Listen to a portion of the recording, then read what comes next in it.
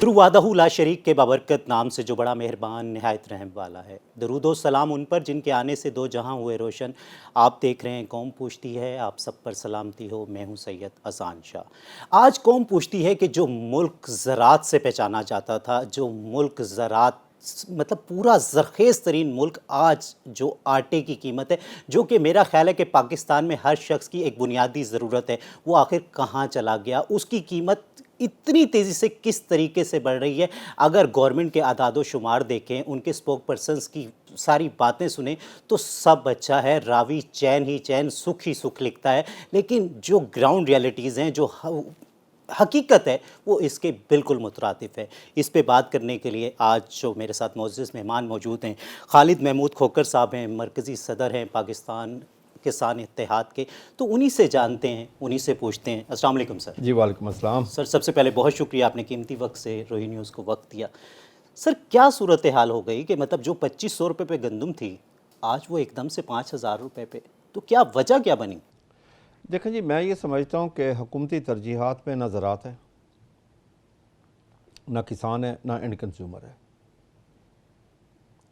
मैं इसको 2023 से अगर बताऊँ कि 2023 में जब गंदम इंपोर्ट की गई उस वक़्त ज़रूरत नहीं थी। अब इंपोर्ट क्यों की गई? पैसे कमाने के लिए। इंटरनेशनल रेट डाउन हुआ गंदम का, तो पाकिस्तान में उस वक़्त रेट ज़्यादा था। ये पहली दफ़ा हुआ कि इंटरनेशनल रेट कम हुआ, पाकिस्तान का रेट ज़्यादा हुआ। वरना हमेशा पाकिस्तान का रेट कम होता था, बाहर रेट ज़्यादा होता, इसलिए हमारी गंदम स्मगल होती थी। तो इन्होंने क्या काम किया कि बाहर से इजाज़त दी इंपोर्ट करने के लिए, जो कि इनलीगल था, गलत था, मुआशी कत्ल था काश्तकार का भी और पाकिस्तान की मईशत का भी। फिर उस वक़्त जो सेक्रेटरी थे, जब उनके पास समरी गई, वो गई थी 1 मिलियन टन की, तो उन्होंने उठा के फेंक दी कि इसको कैप क्यों किया 1 मिलियन टन? क्योंकि हमेशा जब भी इंपोर्ट की गई उसको कैप किया जाता है कि इससे ज़्यादा आप इंपोर्ट नहीं कर सकते, तो उसको ओपन छोड़ दिया गया। तो 35,87,000 टन बाहर से इंपोर्ट की गई, जिससे काश्तकार का बिल्कुल तबाही मच गई। फिर उसको अकामोडेट करने के लिए जो बाहर से गंदम आई, एक नया काम किया गया पाकिस्तान की हिस्ट्री में, जो आज तक मीडिया पे किसी ने आकर नहीं बताया। जो फूड डिपार्टमेंट या पास्को के पास गंदम पड़ी थी, उसका जो रिलीज़ रेट था फ्लोर मिलों के लिए वो 3900 था। अब बाहर वाले जो गंदम आई थी उसको ज़्यादा पैसे देने के लिए, ताकि वो बेच सकें, क्योंकि वो सब उसमें हिस्सेदार थे, तो इसका रिलीज़ रेट जो फूड डिपार्टमेंट का उसका 4700 किया गया, ताकि ये सेल ना हो जो बाहर से आ रही है वो 44-4500 में वो सेल हो जाए। वो पड़ रही थी उस वक्त कुछ 2600 रुपया कराची में। अच्छा सर, जिस तरीके से आप बात कर रहे हैं कि मेरी आप पूरी बात सुन लें। अब उससे क्या हुआ जी, हमने शोर मचाया कि गलत हुआ है, इनलीगल काम हुआ है। उस पर इंक्वायरी हुई, प्राइम मिनिस्टर ने एक इंक्वायरी टीम बनाई, जिसके आज जो सेक्रेटरी कैबिनेट है कामरान अली अफजल साहब, मैं उनकी बड़ी रिस्पेक्ट करता हूँ, बड़े इज़्ज़तदार ऑफिसर हैं उनके पास। तो उस इंक्वायरी के जो TOR दिए गए वही बदनीति पे मबनी थे। वो TOR ये थे कि इंपोर्ट की गई है 2023 में, उसकी इजाज़त दी गई है। TOR में ये लिखा गया है कि फरवरी 2024 से आगे देखा जाए, उन करप्ट लोगों को सबको सिर्फ उसी TOR में बचा लिया गया। अच्छा, अब 2024 की गंदम तैयार जब वो हार्वेस्ट हुई, 23 में हमने काश की, 24 में जब हार्वेस्ट हुई, हुकूमत ने उसका रेट जो तय किया, जो ऐलान किया, वो 3900 था। इन टाइम ख़रीदारी ना की। हुकूमत ने कहा जी IMF का प्रेशर है, हमने इसको डीरेगुलेट कर दिया है, और आखिरी वक्त में जाके कहा, पहले कह ही नहीं रहे थे। जब डीरेगुलेशन हो गई तो उसके बाद अगला इनलीगल काम कब किया? 8 अगस्त को हुकूमत ने एक फिर लेटर जारी कर दिया, रेट फिक्स कर दिए, 2600 से लेकर 2700 रुपये तक मुख्तलिफ अजला के रेट फिक्स किए। जबकि जो एग्रीकल्चर डिपार्टमेंट ने हमारी कॉस्ट ऑफ प्रोडक्शन निकाली हुई थी उस साल वो 3410 रुपये थी। तो सर, ये काश्तकार को साथ बिठाया नहीं जाता जब 2800 में 2800 रुपये के ऊपर पर्चे दर्ज हुए काश्तकारों के ऊपर बहावलनगर ज़िले में कि 2800 पे उन्होंने आके क्यों सेल किया, FIR हुई इसके ऊपर। फिर उससे अगला साल आ गया 2025 में, गंदम की ख़रीदारी नया सिस्टम लेकर आया EWR, तो उसके तहत भी एक दाना भी हुकूमत ना परचेज़ कर सकी। फिर भी 30 अगस्त को आकर लेटर जारी कर दिया, रेट फिर फिक्स कर दिया, डीरेगुलेशन को फिर रेगुलेट, जिन्हें आधा तीतर आधा बटेर कर दिया। फिर आ गया 2026-25 में, हमने काश की, जो 26 में इन्होंने कहा जी प्राइवेट एग्रीगेटर परचेज़ करेंगे, वो एक दाना परचेज़ ना कर सके। आज मैं आपको अर्ज़ करूँ कि सबसे जो बड़ी बात है, जब भी अल्लाह तबारक व तआला के दिए हुक्म से हुकूमत या हम रूगर्दानी करेंगे, उससे अलग होंगे, कभी हम फ़ायदे में नहीं रहेंगे। अल्लाह ताला ने जिस चीज़ के लिए कहा है वो भी हमारे फ़ायदे के लिए कहा है, जिसके लिए मना किया वो भी हमारे फ़ायदे के लिए मना किया है। गंदम का स्टोर करना जो फ़र्ज़ किया गया वो हुकूमत के ऊपर किया गया। हज़रत यूसुफ़ अलैहिस्सलाम के वक्त में जिसका ज़िक्र कुरान मजीद में मौजूद है। और हम काश्तकारों को गंदम गल्ला ज़ख़ीरा करना मना किया गया, उसको गुनाह कबीरा करार दिया गया है। हम नहीं करते, हुकूमत की ज़िम्मेदारी है। जब हुकूमत अपने अल्लाह के दिए हुक्म से रूगर्दानी कर गई तो फिर जब भी कोई कहत आता है, कोई चीज़ आती है, वो बर्दाश्त हुकूमत तो नहीं करती, वो आवाम करती है, पब्लिक करती है। काश्तकार को 2200 अरब रुपया 2 सालों में नुकसान हुआ गंदम में, 2200 अरब रुपया। और उसका एंड कंज्यूमर को ये नुकसान हुआ कि हमने 2200 रुपये में बेची, इस साल हमने कोई 2800 से लेके 3200, 3400, 3500 बेची। आज एंड कंज्यूमर वो 5000 रुपये की ख़रीद कर रहा है, यानी कि काश्तकार भी मरा और एंड कंज्यूमर भी मरा। फिर ये कि काश्तकार के मरने से क्या हुआ जी? असल चीज़ देखने वाली पाकिस्तान पे क्या इम्पेक्ट आया, पाकिस्तान की मईशत पे क्या इम्पेक्ट आया। अगर तो पाकिस्तान का कोई फ़ायदा होता, हमारी कुर्बानी हो जाती, हमें कोई फ़िक्र नहीं थी फिर कि हमारे मुल्क को फ़ायदा हुआ है। लेकिन मेरे मुल्क का क्या नुकसान हुआ? गंदम तमाम फसलों का इंजन है, यानी गंदम आपकी टोटल जो आपके ज़ेर काश्त रकबा है वो 4.5 करोड़ एकड़ में से कोई 2 करोड़ 40 लाख एकड़ पे गंदम काश्त होती है। आपकी मेजर फसल है, तमाम फसलों से बड़ी फसल है गंदम। गंदम की फसल अच्छी होगी, अगर काश्तकार को अच्छा रेट मिलेगा, काश्तकार के पास पैसे आएंगे, वो बाकी फसलों के ऊपर इन्वेस्ट कर सकेंगे, बैलेंस यूज़ ऑफ फर्टिलाइज़र कर सकेंगे, बाकी फसलों की पैदावार भी ठीक होगी। गंदम की फसल अगर इनबैलेंस हो जाएगी, अगर उसके रेट अच्छा नहीं मिलेगा, उसकी काश अच्छी नहीं होगी, तो अगली फसलों पे बुरा इम्पैक्ट पड़ेगा। सर और इस वक्त जो हम सबसे पहले ये बात कर लेते हैं, तो किसान को सबसे ज़्यादा मुश्किलात का सामना क्या करना पड़ रहा है? देखिए मैं वही अर्ज़ कर रहा हूँ। अच्छा, अब गंदम की फसल की नाकामी की वजह से काश्तकार ने क्या काम किया कि उसने गंदम की फसल काश्त में कमी लेके आया, बाकी फसलें बढ़ा दी। जैसे आलू ज़्यादा काश्त कर लिया, गोभी, गाजर, मूली, मटर, प्याज, ये चीज़ें ज़्यादा काश्त कर दी। अब उससे क्या हुआ कि वो काश्तकार भी मारे गए। जब ज़रूरत से ज़्यादा डिमांड से ज़्यादा सप्लाई होगी, आलू की का फसल आपको देखा, काश्तकार को 1 रुपये किलो भी रेट नहीं मिला, वो काश्तकार भी मारा गया। गंदम का काश्तकार भी मारा गया, कपास का काश्तकार भी मारा गया। यानी कि आपकी फसलें जो नेचुरल जो फसलें आ रही थी वो अनबैलेंस हो गई सारी।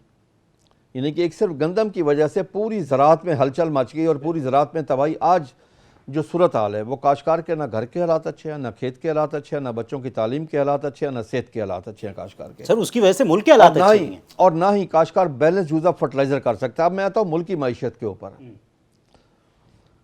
इस ज़राअत की वजह से फ़र्क क्या पड़ा, जिसके ऊपर हुकूमत तो बात ही नहीं करती।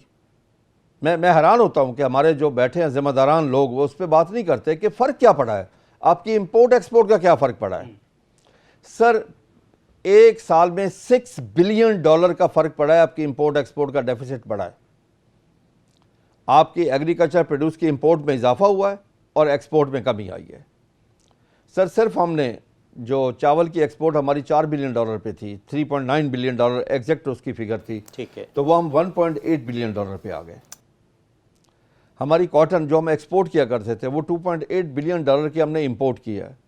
70% हमारी मक्की की एक्सपोर्ट में कमी आई है, 90% चिल्ली की एक्सपोर्ट में कमी आई है, 42% हमारी फ्रूट वेजिटेबल की एक्सपोर्ट में कमी आई है, ये है। और तिल की एक्सपोर्ट में को 60-70 जो जिसको हम सेसमी कहते हैं 60-70% उसमें कमी आ गई है। अब हम जहाँ पे एक तरफ तो हम IMF के हम आगे हाथ फैलाते हैं, झोली फैलाते हैं, $1 बिलियन के लिए हम भीख मांगते हैं, दूसरी तरफ से हमने अपना $6 बिलियन का नुकसान कर लिया है। इस वक्त ज़राअत इस वक्त इंतहाई तबाही के दाने पे है। मैं एक चीज़ और आपसे इस वक्त इस मौके का फ़ायदा उठाते हुए मुझे आप एक चीज़ बताएं, अगर ज़राअत इनकी तरजीहात में होती, किसान को ये पाकिस्तानी और इंसान समझते, कभी आपने सुना है अभी 350 लोगों को तमगा इम्तियाज़ मिला है? बिल्कुल। कभी आपने सुना है कि किसी काश्तकार को मिला हो जो साल के 365 दिन काम करता है, 24 घंटे ड्यूटी देता है? मेरा ख्याल है इस मुल्क की बदकिस्मती है। सर मेरी यार सुने, और काश्तकार से बड़ा मुहब्ब वतन भी कोई नहीं है, ये भी मैं चैलेंज से कहता हूँ, क्योंकि वो अपनी ज़मीन का टुकड़ा उठा के किसी दूसरे मुल्क में मुंतकिल नहीं कर सकता। उसका जीना पाकिस्तान में, मरना पाकिस्तान में, उसकी औलाद इधर, जायदाद इधर, तालीम इधर, सेहत इधर, ईमान इधर, कब्रिस्तान इधर, उसकी सैर व सेहत भी इधर है। उसको आज तक शामिल क्यों नहीं किया गया? कभी आपने सोचा कि काश्तकार की आफ्टर रिटायरमेंट जब वो काम में उसके लिए कोई सहूलत है उसके लिए? किसान के पास क्या, किसान को क्या मरात है? जो साल के 365 दिन आपके लिए काम करता है, जो आपके फूड सिक्योरिटी का जामिन है। दुनिया में नंबर 1 पे फूड सिक्योरिटी है, बॉर्डर सिक्योरिटी नंबर 2 पे है। और मैं हकीकत आपको कह रहा हूं कि किसान के बारे में मेरा स्लोगन है, किसान प्लस जवान इक्वल टू खुशहाल मजबूत पाकिस्तान। बिल्कुल ठीक है। फूड सिक्योरिटी किसान, बॉर्डर सिक्योरिटी जवान इक्वल टू खुशहाल मजबूत पाकिस्तान। यानी कि आपकी जितनी भी सिक्योरिटी है उसमें किसान का एक खास किरदार है। लेकिन जब तमगे तकसीम हुए हैं तो पाकिस्तान में कोई काश्तकार नहीं जो मेहनत करता हो, कोई काश्तकार नहीं जो मुहब्बे वतन हो। बिल्कुल ठीक कह रहे हैं।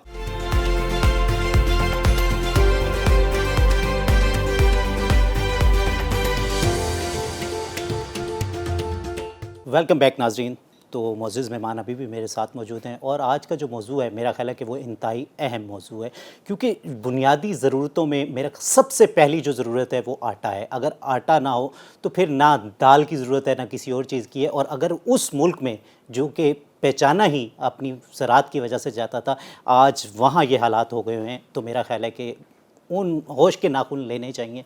तो मैं खालिद साहब के पास ही चलता हूँ और उन्हीं से जानता हूँ, सर अब क्या देख रहे हैं? मतलब ये साल तो गुजर गया, लेकिन एक सबसे पहली चीज़ ना मैं ये जानना चाहूँगा कि अक्सर हम देखते थे कि पता चलता था कि हमारी जो अपनी गंदुम है वो बाहर चली गई है, लेकिन इस दफ़ा तो हमने देखा सारे बॉर्डर्स हमारे बंद थे। चाहे वो हम ईरान बॉर्डर की बात करें, चाहे अफ़गानिस्तान बॉर्डर की बात करें, चाहे इंडिया बॉर्डर की बात करें, सब बंद थे। तो फिर ये क्यों सूरत हाल पैदा हुई? देखें जी, पहली चीज़ है कि कभी भी कोई ऐसी पॉलिसी नहीं चलती जो आधा तीतर हो आधा बटेर हो। गंदम के बारे में 2 पॉलिसीज़ हो सकती हैं, डीरेगुलेट या रेगुलेट। हम कहते हैं हुकूमत जिस मर्जी पॉलिसी पे आ जाए आधा तीतर आधा बटेर ना करे। अगर डीरेगुलेट हुकूमत करना चाहती है, IMF का प्रेशर है, हम हाजिर हैं। फिर एंड टू एंड डीरेगुलेट करें, फिर हुकूमत रोटी का रेट तय नहीं करेगी, आटे का रेट तय नहीं करेगी, गंदम का रेट तय नहीं करेगी, बैनुल अज़लाई पाबंदी नहीं लगाएगी, बैनुल सूबाई पाबंदी नहीं लगाएगी। फिर नकलो हरकत पर कोई पाबंदी नहीं होगी, जहाँ पर रेट चला जाए, कम हो ज़्यादा हो। दूसरा रेगुलेट करने का, अगर हुकूमत रेगुलेट करती है तो उसका बड़ा आसान हल है जी। हमारी इंटरनेशनल जो थंब रूल है, मैं उसकी बात कर रहा हूँ, जो पूरी दुनिया करती है। मैं कुछ स्पेशल हुकूमत से नहीं मांग रहा।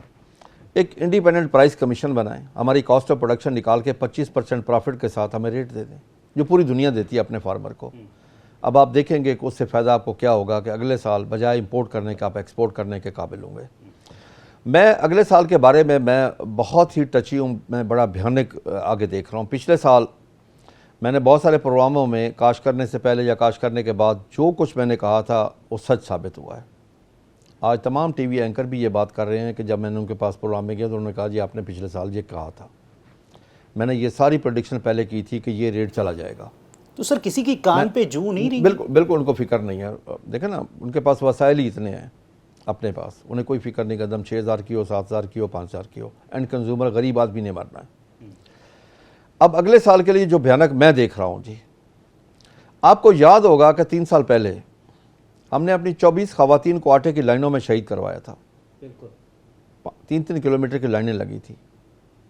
मेरे मुंह में खाक, मैं फिर कहूँगा, मैं वो हालात आने वाले वक्त में देख रहा हूँ। अजान साहब, कभी आज तक आपने मीटिंग सुनी है कि हमारी आबादी कितनी बढ़ रही है, उस हिसाब से हमें एग्रीकल्चर की पॉलिसी क्या लानी चाहिए? हम हर साल, वो आपने बात ठीक की कि हर साल आबादी में एक नया न्यूजीलैंड या सिंगापुर हम ऐड कर रहे हैं, एक मुल्क जितनी आबादी ऐड कर रहे हैं। क्या कभी आपने सुना कि हमारी 10 साल, 15 साल, 20 साल पॉलिसी आई है एग्रीकल्चर की? क्या हमें 10 साल बाद, 5 साल बाद फर्टिलाइज़र कितनी चाहिए होगी, DAP कितनी चाहिए होगी, नाइट्रोफॉस कितनी चाहिए होगी, यूरिया कितनी चाहिए होगी, हमें सीड कितना चाहिए होगा, हमारे पास सर्टिफाइड सीड कितना अवेलेबल है, कितना हमें ज़रूरत है, काश्तकार की कॉस्ट ऑफ प्रोडक्शन क्या होगी?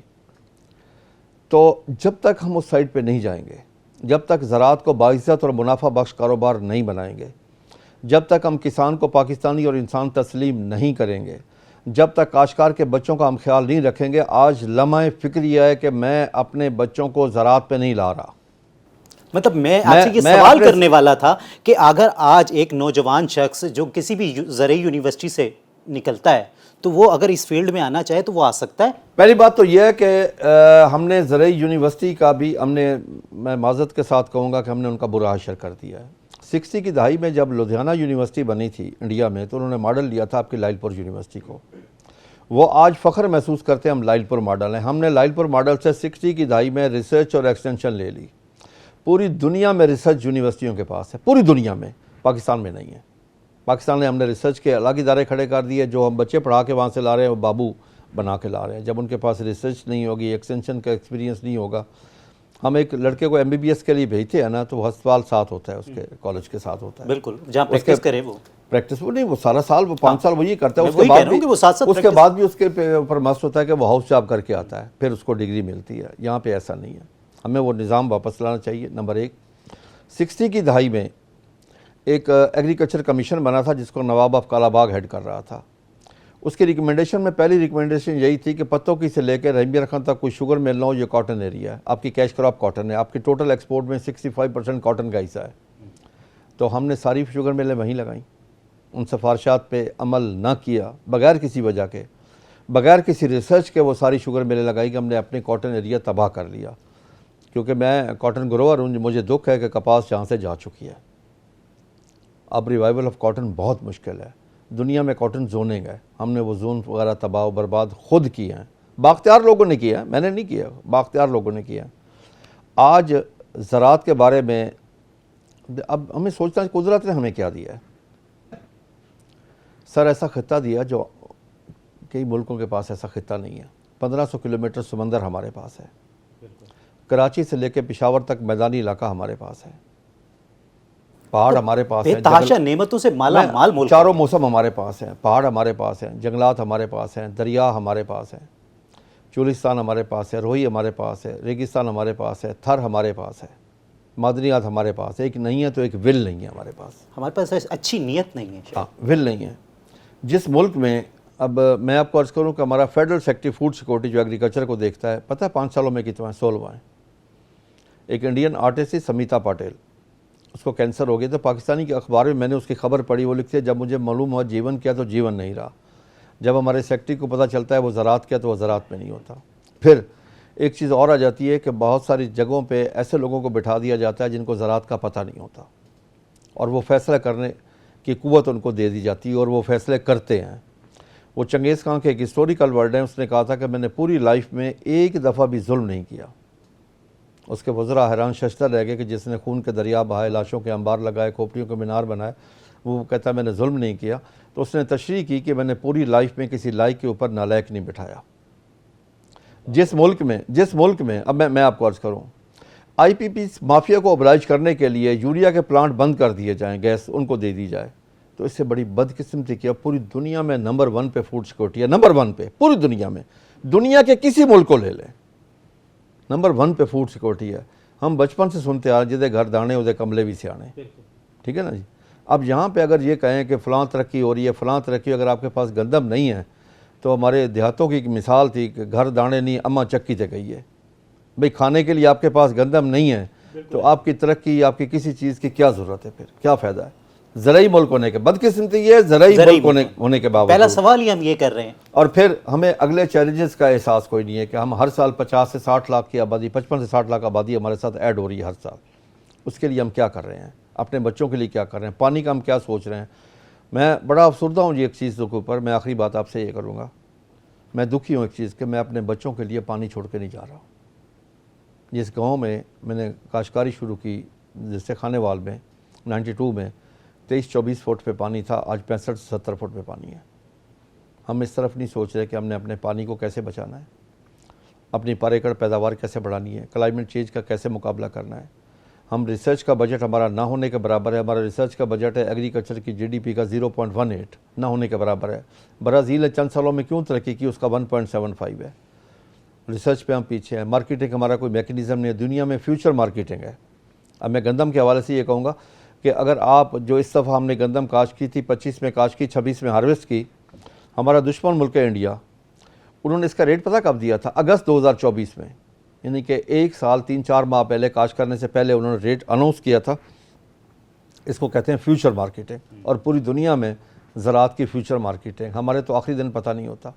हम दुनिया में वाहिद मुल्क हैं जहाँ पे आटे के ऊपर, गंदम के ऊपर, चीनी के ऊपर सियासत होती है। दुनिया में वाहिद मुल्क है, पूरी दुनिया में ऐसा नहीं है। उसकी वजह यह है यहाँ माफिया जीत गया, पाकिस्तान हार गया, ये रियासत हार गई है पाकिस्तान की, माफिया की जीत है। किसान हार गया इस वक्त, किसान हारा हुआ है इस वक्त, और हारे हुए शख्स से आप क्या उम्मीद रखेंगे? सर वक्त की किल्लत की बाइस मैं चाहूँगा कि आखिर में कोई उम्मीद नज़र आती है या इस प्लेटफॉर्म के तवज्जुह से कोई अपील कर सकते हैं हाँ, उन लोगों से जिनके शायद कान बंद हैं, लेकिन हम कोशिश करते मुझे रहें। जिस चीज़ पे उम्मीद है और कभी उम्मीद है जी, वो ये है कि रज़ाक मेरा अल्लाह है, रिस्क उसने देना है और उसने देना ही देना है सबको रिस्क। मैं हुकूमत से ये गुजारिश करता हूँ, रिक्वेस्ट करता हूँ कि 26 करोड़ आवाम के लिए गंदम इंतहाई ज़रूरी है। दिन में 3 दफ़ा गरीब हो अमीर उसने खाना खाना है, तो उसके लिए जो पॉलिसी है वो अभी अनाउंस करें, इसी महीने अगस्त के एंड में अनाउंस करें। और उसमें करें क्या, एक इंडिपेंडेंट प्राइस कमीशन बना के कॉस्ट ऑफ प्रोडक्शन निकालें, 25% प्रॉफिट के साथ उसका रेट बना दें।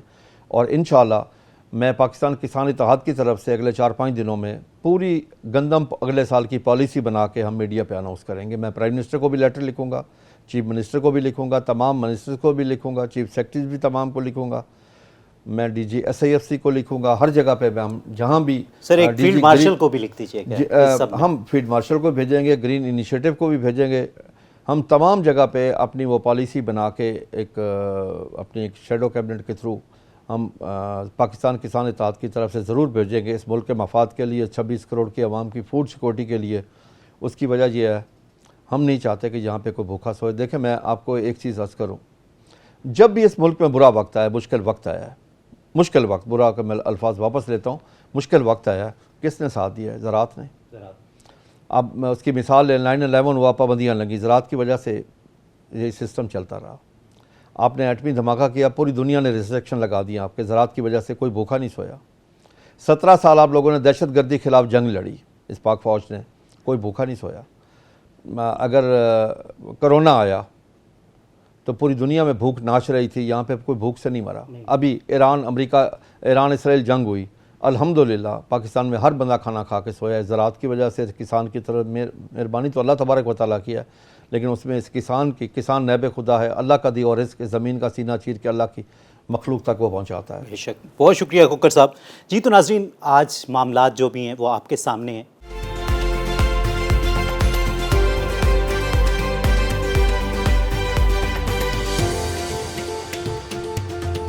वेलकम बैक नाज़रीन। इस वक्त जो शख्सियत मेरे साथ मौजूद हैं मोहम्मद जमील साहब हैं, x vice chairman Pakistan flour mills association Punjab हैं। तो उनसे जानते हैं कि आखिर एकदम से आटे की कीमत को पर कैसे लग गए।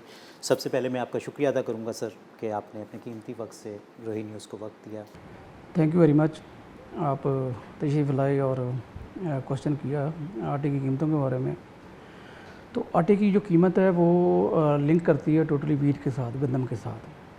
गंदम चूँकि हमारी, आपको पता है कि पंजाब में हार्वेस्टिंग होती है अप्रैल मई में, उसके बाद हार्वेस्टिंग के बाद जो ही गंदम फील्ड से निकलती है तो इसके रेट हमेशा से ही बढ़ते हैं। तो जिस तरह रेट गंदम का बढ़ता है, गंदम महंगी होती है प्रोपोर्शनेट, उसी तरह ही आटे के रेट भी बढ़ते हैं। लेकिन ये कोई इस तरह की अनहोनी नहीं है कि गंदम के रेट बढ़े हैं, कोई इसमें शक नहीं है पिछले सालों की निस्बत। पिछले साल भी खैर यही सूरत हाल थी, तो आटा उसी रेशो से बढ़ा है जिस रेट से गंदम के रेट बढ़े हैं। सर इसकी वजह क्या बनी कि जब जैसे ही गंदम उतरती है तो हमारे यहाँ मतलब जो दावे किए जाते हैं कि वो बहुत बेहतरीन फसल हुई है, जितना मतलब एक तखमीना लगाया गया था उससे ज़्यादा फसल हो गई है, लेकिन फिर एकदम से देखते हैं कि कुछ अरसा ठीक गुजरता है लेकिन फ़ौरन फिर पर लग जाते हैं। तो क्या वजूहात होती हैं? फिर मतलब बहुत सारे इल्ज़ामात भी लगाए जाते हैं कि माफिया है जो कि रोक लेता है, ये सब क्या? नहीं, देखें जो इस दफ़ा का जो सिनेरियो बना है वो थोड़ा सा डिफरेंट है पिछले सालों से। गंदम की जो फसल है वो अच्छी थी, उसमें कल्टीवेशन का जो हमारी लैंड है उसमें थोड़ा बहुत डिफरेंस था, पिछले साल से कम काश्त हुई है अगर हम रकबे की बात करें तो। लेकिन ये कि आपको पता कि इस दफ़ा तैयार फसल पे बहुत ज़्यादा बारिशें हुई हैं, तूफ़ान आए हैं, ज़्यादाबारी हुई है, उस वजह से हमारी जो यील्ड है उस पर काफ़ी फ़र्क पड़ा है। तो गंदम की पैदावार कम है, पहले कल्टीवेशन कम थी, फिर यील्ड कम होने की वजह से उसकी जो पैदावार है वो कम हुई है। कम होने की वजह से ये रेट जो बढ़े हैं वो, क्योंकि अगर ओवरऑल हम पूरे पाकिस्तान की बात करें तो मेरा ख्याल है कि कोई 30 से 40 लाख टन का जो है ना वो शॉर्टफॉल है। अच्छा सर, लेकिन इस दफ़ा अगर हम देखा जाए कि पहले तो एक इल्ज़ामात लगते रहते थे कि मतलब गंदम एक्सपोर्ट हो जाती थी, आटा एक्सपोर्ट हो जाता था, लेकिन अगर हम इस पूरे साल में देखें तो सारे मोस्टली बॉर्डर्स जो थे वो हमारे बंद रहे। वो जंग की वजह से, कुछ हालात की वजह से, तो फिर भी ये मामला ऐसा हुआ। वरना तो पहले तो ये इल्ज़ाम लगता था कि आटा बाहर भेज दिया गया, गंदम बाहर भेज दी गई, लेकिन इस दफ़ा तो ऐसा भी कोई सीन नहीं रहा। नहीं, वो जिस तरह मैंने अर्ज़ की ना कि जब आपकी एक आपको जो रिक्वायर्ड क्वांटिटी थी, जितनी आपको एक क्वांटिटी चाहिए होती है, पूरे हमारी 25-26 करोड़ आबादी है पाकिस्तान की, तो उस हिसाब से जो गंदम जितनी शॉर्टफॉल है, जितनी गंदम की पैदावार कम हुई है, वही शॉर्टफॉल उसी की वजह से ही ये रेट बढ़े हैं। गंदम आटा पहले भी कभी एक्सपोर्ट नहीं हुआ अगर हम पिछले 6-7 साल की बात करें, और बॉर्डरिंग एरियाज़ भी सील हैं, कोई इस तरह की बात नहीं है कि कोई मतलब स्मगल होगी हो या कोई अफ़गानिस्तान या ईरान हमारा गंदम आटा चला गया हो। ये शॉर्टफॉल होने की वजह से ही रेट में तेज़ी आई है गंदम के और आटे में।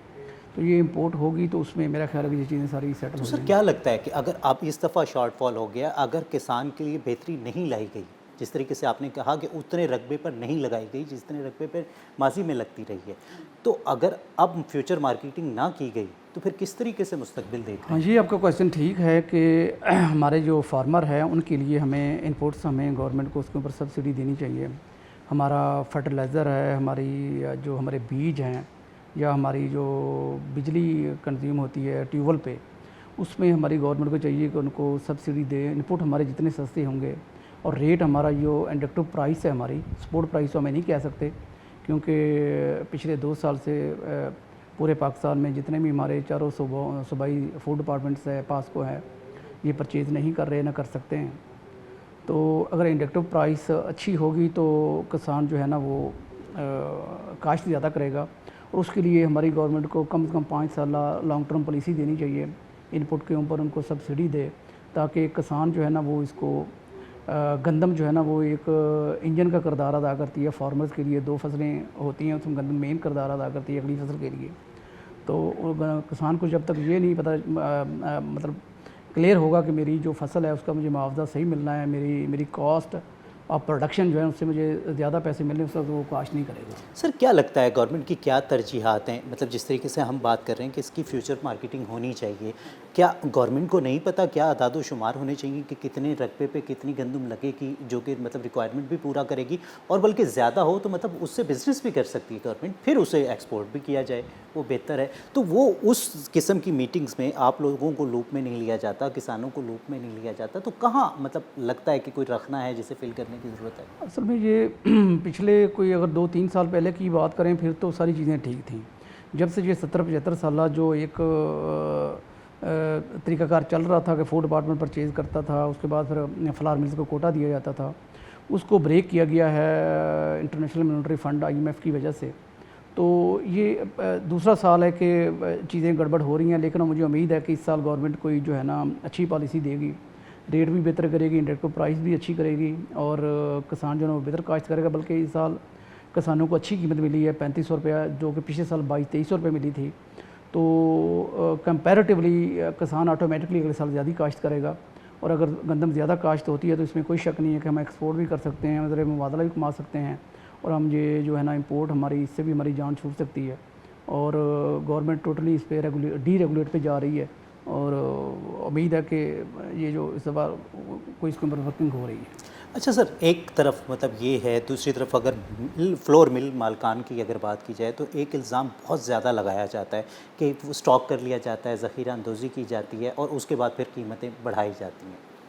नहीं, ये इस तरह कभी भी नहीं होता कि फ्लावर मिल्स का रॉ मटीरियल फ्लावर मिल्स को स्टॉक करना है, साफ ज़ाहिर आटा गंदम से बनना है। अगर फ्लावर मिल स्टॉक नहीं करेगी, उसको परचेज़ नहीं करेगी, तो वो आटा कहाँ से बनेगा? बल्कि ये उससे भी एडवर्स कंडीशन बन जाएगी, सूरत बन जाएगी। अगर इस वक्त देखेंगा जो फ्लावर मिल्स हैं उनके पास 16 लाख टन गंदम होगी, तो पाकिस्तान पंजाब में जो 65 to 70% पंजाब जो है ना प्रोड्यूस करता है गंदम, तो उसकी 20 से 22 मिलियन यानी कि 20 से 22 करोड़ बोरी पैदावार होती है।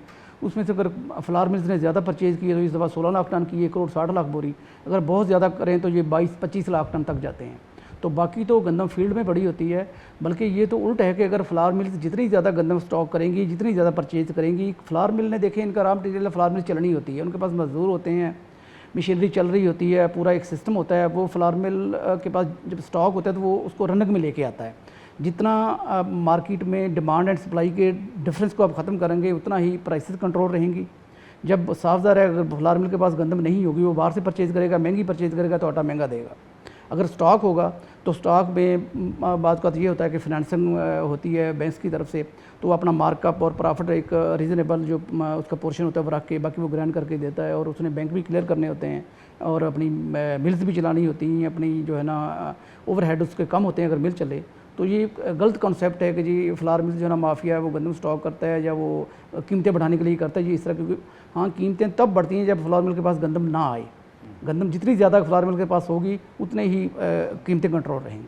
सर कौन सी अथॉरिटी है जो कि मतलब डिसाइड करती है कि अब आटे की कीमत ये होगी? देखिए पंजाब गवर्नमेंट है, हमारा फूड डिपार्टमेंट है, पूरी उसकी हायरार्की है, तो उन्होंने डिसाइड करना होता है। लेकिन देखें जो प्राइसेस हैं ये फिर भी डिमांड एंड सप्लाईज जो मार्केट फोर्सेस होते हैं उसके ऊपर रिलाई करती हैं। टोटल जितनी आपकी डिमांड और सप्लाई का गैप कम होगा, डिमांड के मुताबिक सप्लाई होगी तो कीमतें उतनी कम रहेंगी। अगर डिमांड ज़्यादा होगी, सप्लाई पीछे कम है तो कीमतें ऊपर जाएंगी।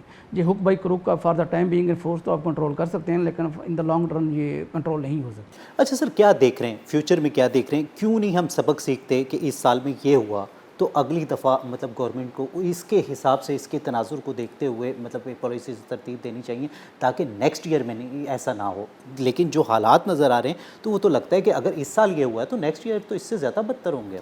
नहीं देखें, ये अगर मैं इसकी थोड़ा सा पीछे बात करूं तो 2019-20 से पहले तो ये चीज़ें सारी सेट थी। 20-21 के बाद एक शॉर्टफॉल आया, पूरी दुनिया में वर्ल्ड वाइड कम्युनिटीज़ के का प्रोडक्शन का शॉर्टफॉल था, उसको कवर करते करते 2024 में हमारी बहुत अच्छी फसल थी, और 25 में आपको पता है कि फिर वो शॉर्टफॉल था।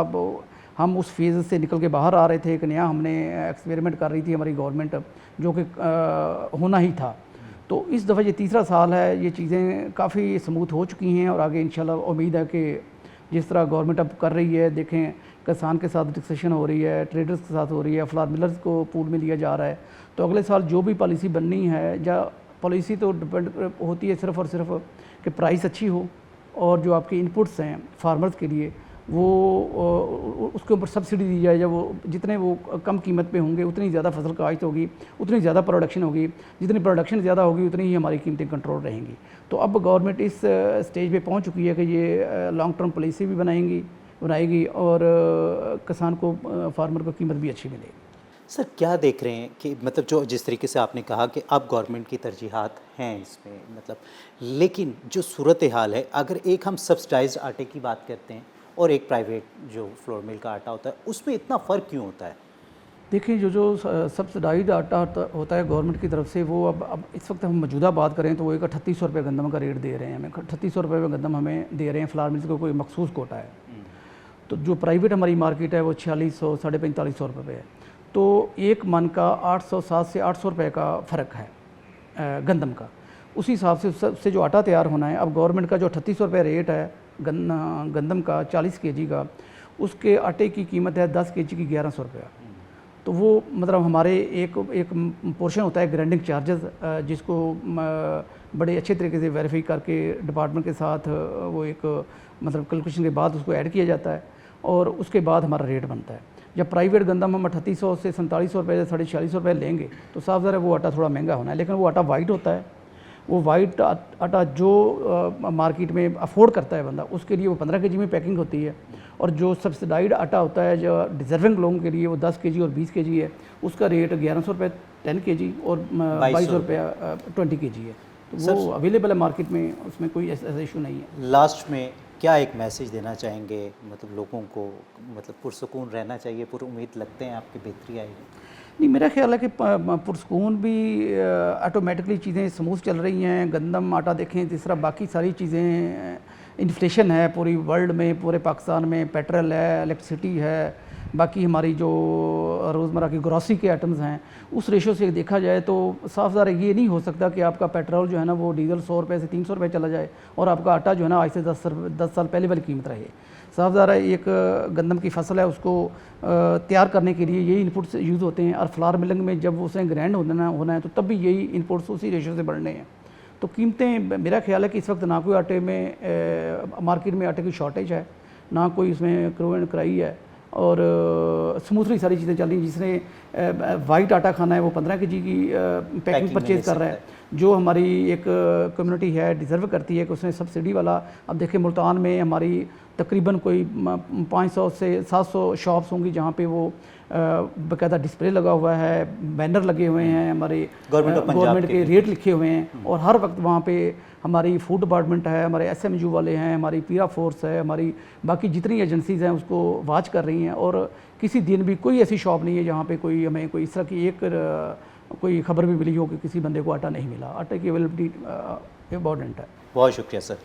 जी तो नाज़रीन देख सकते हैं कि काफ़ी पुरुमीद और पुरयकीन नज़र आए कि मार्केट में पैनिक नहीं होना चाहिए, आटा वाफर मिकदार में मौजूद है, कहीं शॉर्टेज नहीं है।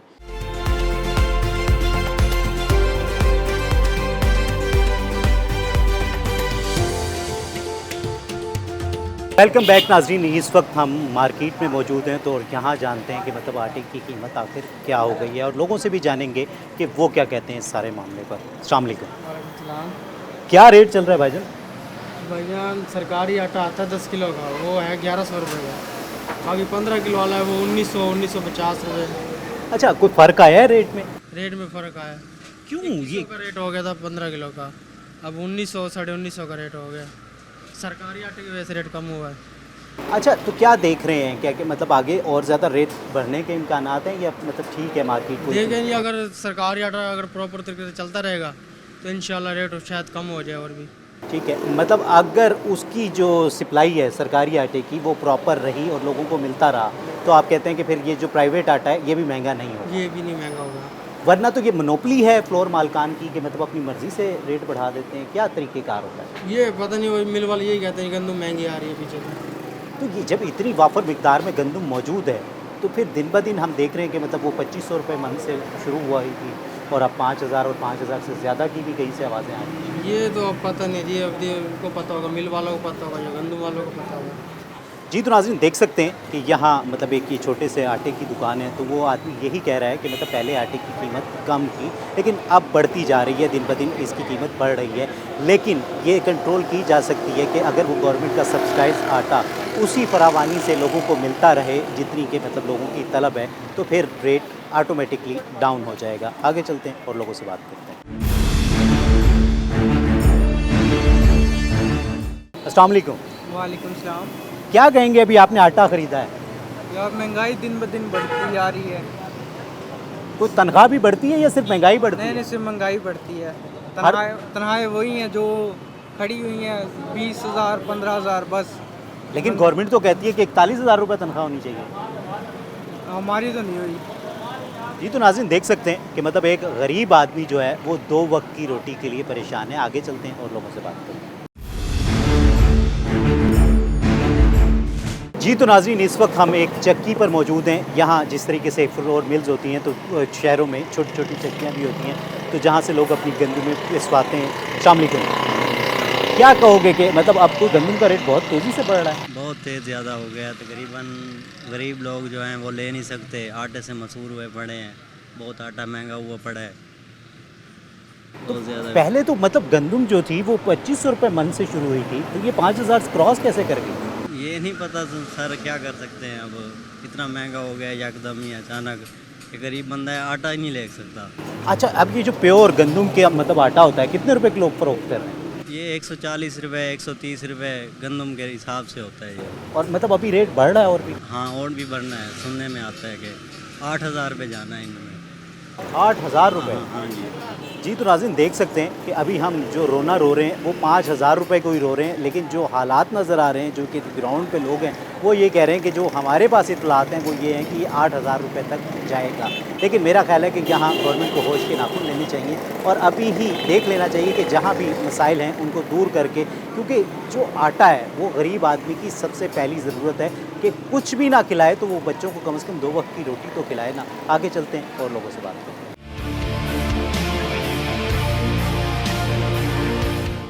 जी तो नाज़रीन एक और जगह पे मौजूद हूँ, यहाँ एक सारिफ मौजूद हैं। सारिफ से मुराद के मतलब एक ख़रीदार मौजूद हैं जो कि रोटी ख़रीदते हैं अपने घर के लिए। अस्सलाम वालेकुम। वालेकुम सलाम। सर, क्या देख रहे हैं कि जो गंदम का रेट रोज़ बरोज़ बढ़ रहा है उससे मतलब एक आम आदमी पर कितना असरअंदाज होता है? डेफिनेटली जी, आम आदमी के ऊपर एक बर्डन ही बढ़ रहा है कि इस वक्त जो करंट उनकी इनकम है, ठीक है ना, वो डे बाय डे नीचे जा रही है। कंजम्पशन जो चीज़ें ख़रीदारी है, चाहे वो रोटी है, चाहे वो सब्ज़ी है, कुछ भी है, डेफिनेटली उनके rate day by day increase कर रहे हैं। तो डेफिनेटली गरीब आदमी के लिए, जो मज़दूर तबका लोग हैं, उनके लिए तो ये बर्डन ही है ना। और डेफिनेटली आपको भी पता है कि एक छोटा सा कुंबा है जिसके अंदर 2 मियाँ बीवी या 2-3 बच्चे हैं, ठीक है ना, उनको इस किस्म की जो इस वक्त इनकम चल रही है एक मज़दूर की, उसके अंदर सर्वाइव करना तो बहुत डिफ़िकल्ट है। क्या और ये कहेंगे? बेसिक नेसेसिटी है, मतलब हर घर की ज़रूरत है ना, रोटी है, सब्ज़ी है, गोश्त है, तो ये तो बेसिक चीज़ें हैं। और गवर्नमेंट के लिहाज से देखा जाए, अगर हम लोग डेवलप कंट्रीज़ का देखें तो वहाँ पे तो जो गवर्नमेंट है वो इस हद तक फैसिलिटेट करती है कि ये चीज़ें तो बेसिक नेसेसिटीज़ में ये भी गवर्नमेंट फुलफ़िल कर रही होती है। फिर उनकी एजुकेशन, हेल्थ, ये वो बेसिक चीज़ें हैं जो गवर्नमेंट की ड्यूटी है कि वो अपनी आवाम को दे। लेकिन यहाँ पे ऐसा कुछ भी नहीं होता। आप हॉस्पिटल में चले जाएँ तो वहाँ पे मेडिसिन नहीं मिल रही होती, ठीक है। बिजली के बिल देख लें, गैस के बिल देख लें, तो वो एक आम आदमी की पहुंच से बहुत दूर है। जी तो नाज़रीन देख सकते हैं, अगर बात महंगाई की जाए तो मेरा ख्याल है कि जो वाहिद चीज़ रोटी है, जिसे हम आटे से रोटी तैयार होती है, तो कोई भी किसी किस्म की भी महंगाई, किसी किस्म का भी कोई इंटरनेशनल प्रेशर, मेरा ख्याल है कि इस चीज़ पर नहीं आना चाहिए। क्योंकि ये एक गरीब आदमी की पास है क्या, 2 वक्त की रोटी, अगर हम वो भी उनसे छीन लेंगे तो मेरा ख्याल है कि फिर वो रियासत माँ के लाने की हकदार नहीं। आगे चलते हैं, ये सामने एक तंदूर है और इस तंदूर वाले से बात करते हैं।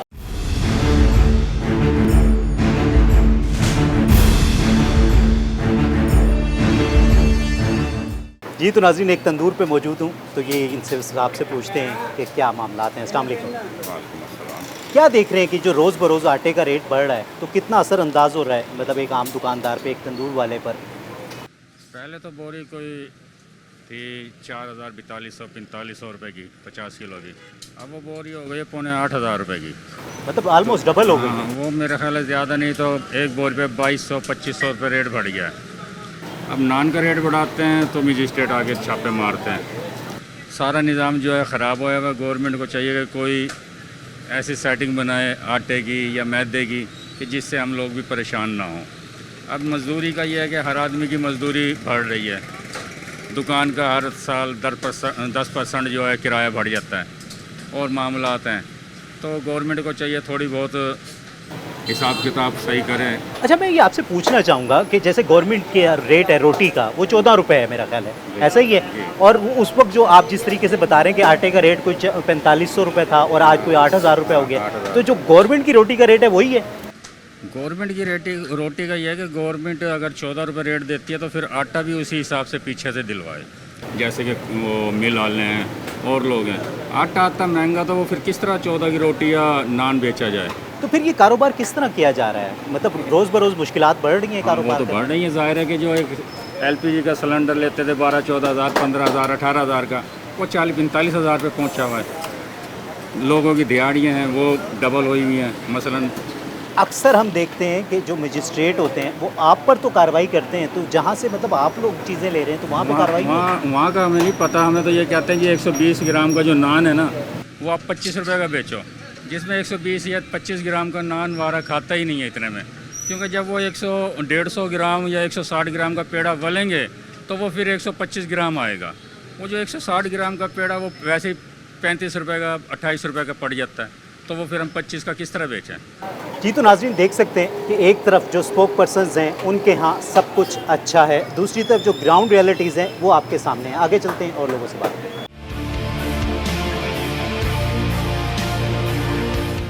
जी तो नाज़रीन एक और तंदूर पे मौजूद हैं और एक तंदूर मालिक मेरे साथ मौजूद है, तो उनसे जानते हैं। अस्सलाम वालेकुम। जी वालेकुम। सर क्या कहेंगे, रोटी कितने रुपए में बिक रही है?